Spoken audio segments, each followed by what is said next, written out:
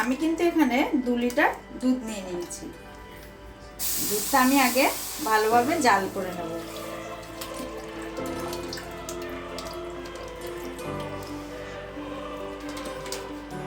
Packet দুধ দিয়ে করছি, আপনারা গরুর দুধেও করতে পারেন, কোনো অসুবিধা নেই।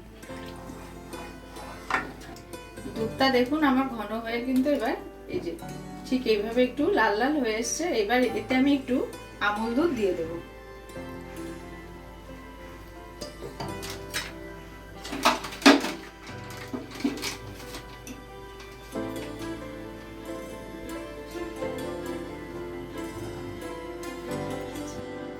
এবার আমি এই মিক্সের বলের মধ্যে কাজুটা নিয়ে নিচ্ছি, কাজু আর আমন্ড।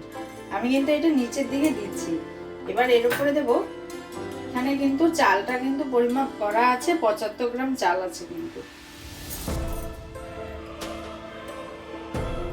এবার এটা আমি ঠিক 1 থেকে 2 বার একটু ঘুরিয়ে নেব। দেখুন এই যে চালগুলো কিন্তু আমি কিন্তু সব কিন্তু পেস্ট করিনি, যে এইভাবে ঠিক দানা দানা আছে।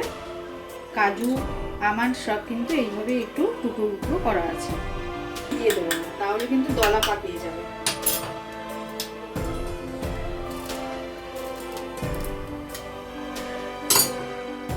ঠিক এইভাবে অল্প অল্প দিয়ে নাড়তে হবে।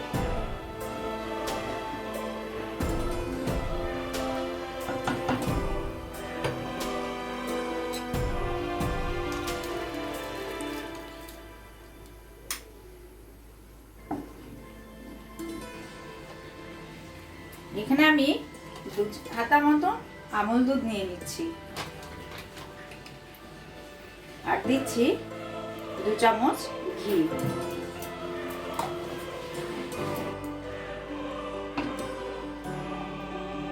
এখানে আমি লাল বাতাসা আর সামান্য এই যে মিশ্রি ব্যবহার করেছি। এটা কিন্তু খেজুরের গুড় দিয়ে করলে স্বাদটা কিন্তু আর একটু অন্যরকম হবে। যেহেতু এখন সিজন নয়, সে কারণে আমি এটা লাল বাতাসা দিয়েই করলাম।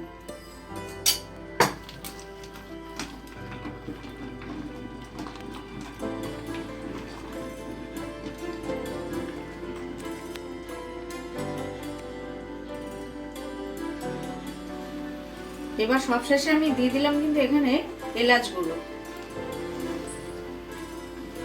এবার এটা নামানোর পালা, নামিয়ে নিই, তারপরে আপনাদেরকে আবার দেখাচ্ছি।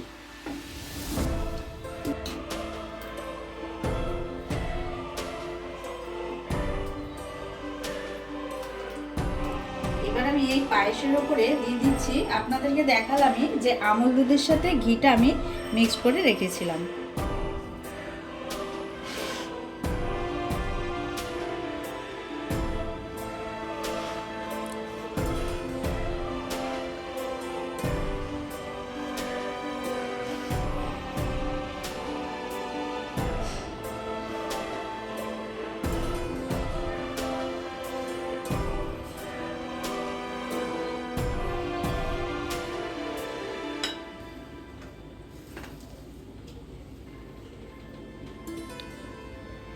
আজকের পায়েসটা আপনাদের কিরকম লাগলো অবশ্যই কিন্তু জানাবেন, আর আপনারাও কিন্তু এইভাবে একবার বাড়িতে তৈরি করে খাবেন। আমি পিয়ালি, ভালো থাকবেন, সুস্থ থাকবেন, আবারও দেখা হবে নতুন কোনো রেসিপি।